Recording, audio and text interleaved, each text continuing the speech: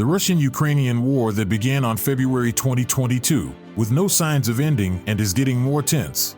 The recent international news headlines started writing about the threat of using nuclear weapons in this war. As of early September 2022, Russia has captured 116,000 square kilometers of territory in Ukraine, covering major cities in southern and eastern Ukraine, as well as controlling important trade routes on the Black Sea. From 23 to September 27th, Russia held a referendum to seize 18% of Ukraine's territory, and on Friday, September 30th, 2022, President Vladimir Putin held a formal ceremony to declare the new territories of Donetsk, Luhansk, Kherson, and Zaporizhzhia as Russian. Putin has vowed to do whatever it takes to protect Russia's sovereignty, including a nuclear threat that could worsen the conflict. So, in this video, we will see the tense situation in the Ukraine-Russia war that leads to the issue of using nuclear weapons. Stay tuned.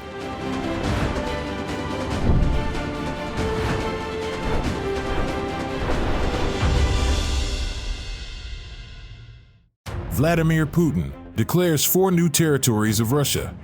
Russia's efforts to invade the territories located in the east and south of Ukraine prove the will of the administration in the Kremlin to act more aggressively. Russia seems to have crossed the irrevocable line or the Rubicon in this war for holding an illegal referendum, and they will not give in despite international pressure. Pro-Russian authorities in Donetsk, Luhansk, Kherson, and Zaporizhzhia have stated that most of the people in the regions wanted to join the Russian state.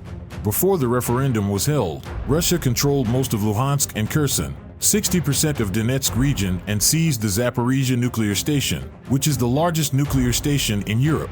On the other hand, Russia's other allies, namely China, India, Kazakhstan, and Serbia, stated that they would not recognize the vote from the referendum. On October 30th, 2022, Putin recognized the formal inclusion of the 4 regions into Russia and signed the agreement.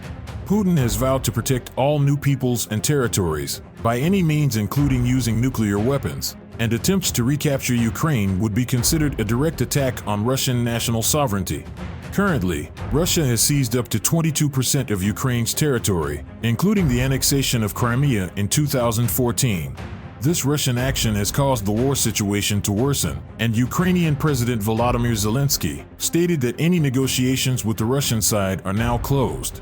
From the start, Russia stated it does not need external intervention and NATO to help Ukraine, and the latest response from the US is to increase the amount of financial assistance of $1.1 billion and additional economic sanctions against Russian officials, offshore companies of Russian citizens, as well as family members involved.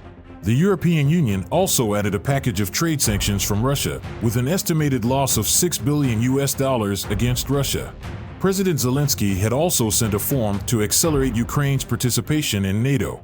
Ukraine's membership in NATO was a red line of war that Russia cited from the beginning. Russia bombed Ukraine's nuclear power plant. On September 19, 2022, a Russian missile exploded less than 300 meters from Ukraine's second-largest nuclear plant in the region of Mykolaiv. This proves that even if the Russian military is hindered from advancing in a ground attack, Russia's weapons can cause devastating destruction at any time by attacking any of the 4 nuclear plants in Ukraine.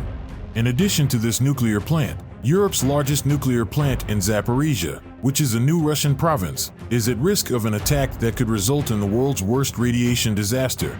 Russia and Ukraine are pointing fingers at each other over the heated situation in the nuclear plant area, which has also caused the electricity supply to cool the nuclear reactor to be cut off. The situation could get very bad, like the explosions at the Chernobyl and Fukushima nuclear stations. Types of nuclear weapons to be used. The director at the Stevens Institute of Technology in New Jersey, Alex Wellerstein, who is also a researcher in the field of nuclear weapons history, stated that the distinguishing feature of nuclear weapons is not the explosive power, but the target. The atomic bomb was dropped on Japan for a strategic purpose, which was to weaken morale, and so that the top Japanese leaders surrendered in the war. Russia keeps a lot of tactical nuclear weapons which are non-strategic nuclear weapons, and world power leaders are of the opinion that tactical nuclear weapons can be used during war to destroy the opponent's strength on the battlefield quickly and accurately. Tactical nuclear weapons began to be developed extensively during the Cold War by the US and Russia. According to analysts, These tactical nuclear weapons are intended to eliminate the enemy while fighting on the battlefield, while strategic nuclear weapons are used if the aim is to win the entire war, as happened in the Second World War. Smaller tactical nuclear weapons can also be launched to destroy isolated targets of enemy military groups or military facilities with minimal impact on civilians. Therefore, tactical nuclear weapons are likely to be used, but the fact is, most of the tactical nuclear weapons that the US and Russia currently possess are more powerful than the atomic bombs dropped on Japan. Regardless of the proposed theory, scientists believe that if Russia launches nuclear weapons at the US or NATO, it will escalate into a situation that is out of control or into a global nuclear war, and expected deaths and injuries reaching figures of up to 91.5 million people within the first 3 hours. Putin's speech on nuclear weapons. The cities of Kherson, Zaporizhzhia, Donetsk, and Luhansk that makes up 15% of Ukraine have fallen into Russian hands. When Ukrainian territories fall into Russian hands, Putin may use this as an excuse to act more aggressively, and in his speech to the media, Putin stated that he always listens to the demands of the people and will protect the territories within Russia. According to Putin, NATO could pose a threat to Russian sovereignty by sending long-range missiles, which would allow Kiev to attack Crimea and other areas belonging to Russia, such as missile and drone attacks by the Ukrainian army on Belgorod and Kursk in Russia. Putin also stated that the Ukrainian army attacked the nuclear station in Zaporizhzhia, and it was a form of nuclear threat supported by the West, to be used as an excuse by NATO and its allies to start using nuclear weapons. Putin warned that Russia also has more destructive weapons than NATO members and will not hesitate to launch a counterattack. The International Campaign to Abolish Nuclear Weapons, ICAN, gave a view on Putin's speech stating that the situation in Europe this year is more risky and dangerous than Japan in 1945, which has a smaller and less dense population. If a nuclear explosion occurred in Europe today, it would kill hundreds of thousands of civilians and injure many more, with radioactive fallout spreading to many countries. Emergency services will be paralyzed, and a panic situation will cause mass migration coupled with economic collapse. Pressure from the US and NATO on Russia. According to former Russian General Yevgeny Buzinski, Russia will not use nuclear weapons unless the US and NATO intervene by sending their troops to attack Russia. Although it seems unlikely, a heated situation could unexpectedly happen at any time. The US and its allies have helped Ukraine in various ways, such as through finance, arms supplies, intelligence, military training, and volunteers. Former Russian President Dmitry Medvedev stated that Russia can use all its weapons, including modern weapons and nuclear weapons, to protect the country's sovereignty. However, Russia would not necessarily gain an advantage if a nuclear war broke out, because there is no limit to the use of nuclear weapons, if we're to start. In this era, nuclear war means the most terrible war in the world, that would kill up to 5 billion people. It may be initiated if a party is given strong pressure in the game of world geopolitics, as seen today. Therefore, it is very important that all parties are not pressured by unexpected decisions from the enemy, and the opportunity for negotiations during war should always be open. There is no denying that the US and the West are also responsible, because they seem to practice a one-sided policy or double standards in the issue of nuclear weapons development. The US is a member state in the Nuclear Non-Proliferation Treaty, NPT, which began in 1968, but because of the Cold War, the US began to strengthen its military alliance bloc and expand its political influence, which increased tensions with Russia.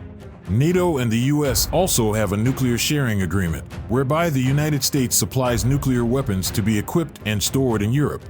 7 European countries will also support the US or NATO nuclear mission by providing air support, namely the Czech Republic, Denmark, Greece, Hungary, Norway, Poland, and Romania. This appears to be an act of agreeing to the use of nuclear weapons, which goes against the original purpose of the NPT agreement.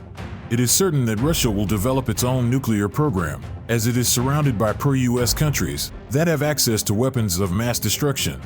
Although the US often expresses concern about the threat of nuclear war by Russia, the US is not in line with what is often advertised in the media.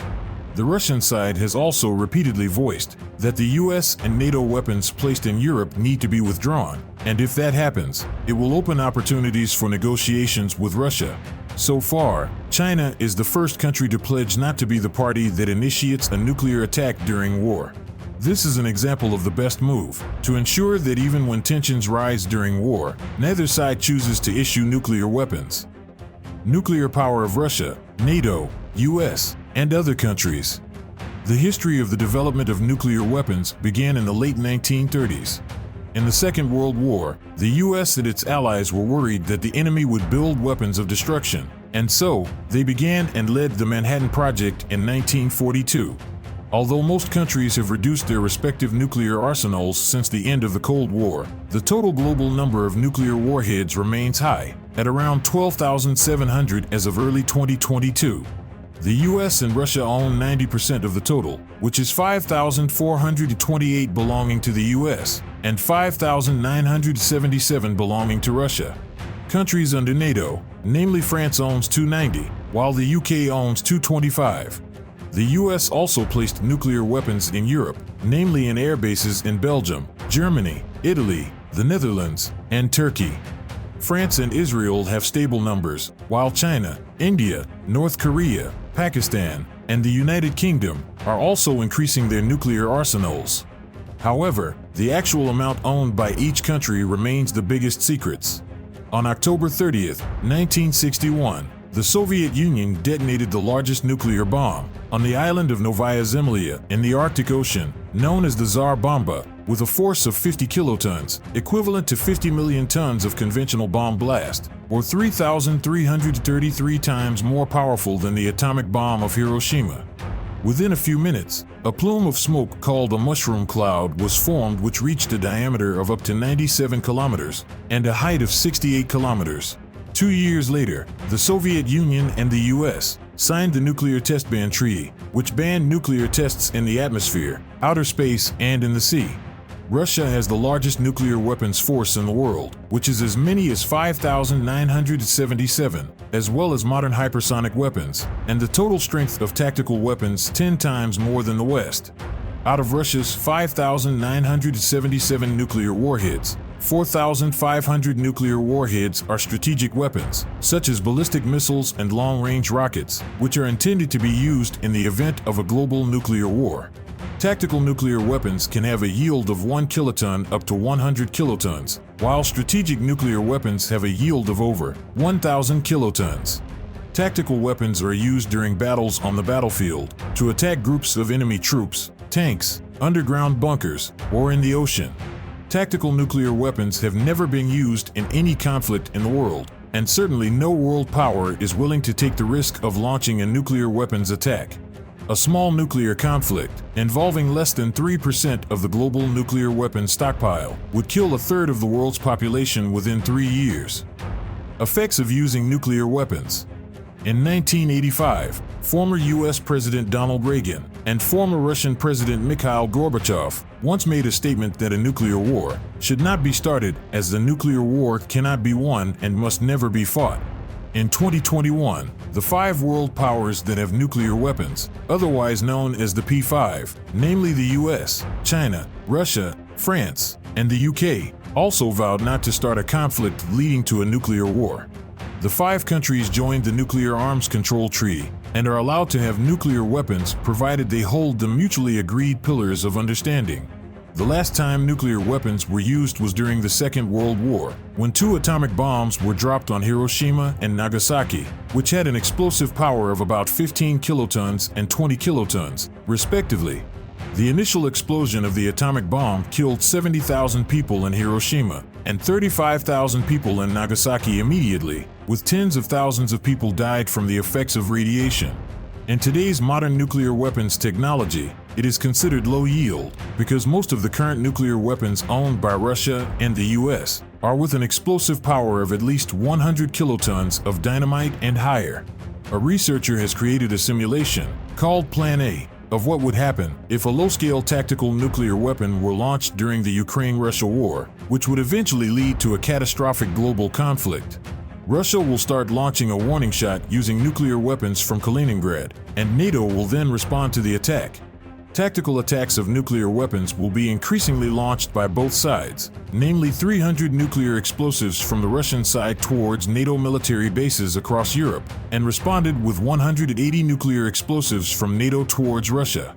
When NATO's areas in Europe are destroyed, 600 nuclear warheads will be launched from the US, as well as submarine missile launchers in various locations targeting Russia. To keep the enemy paralyzed and unable to recover, Russia and the US will each target 30 of the enemy's busiest cities and economic centers, with 5 to 10 nuclear warheads depending on the population of the area. In the end, this nuclear war will result in all humans and life on Earth on the brink of destruction. The use of nuclear weapons will also change for future conflicts, such as between China and the US, India and Pakistan, as well as the situation in the Middle East. In conclusion, the Russian-Ukrainian war, that started with conquest, is indeed a violation of international law, but the NATO alliance that expands the influence of power with the support of the US clearly has challenged, and has caused more complication until it raises the issue of nuclear weapons. Morally, Russia needs to be held accountable for its actions that cause the suffering of innocent people, but in today's world, what is happening is not caused by one side alone. Thank you for watching.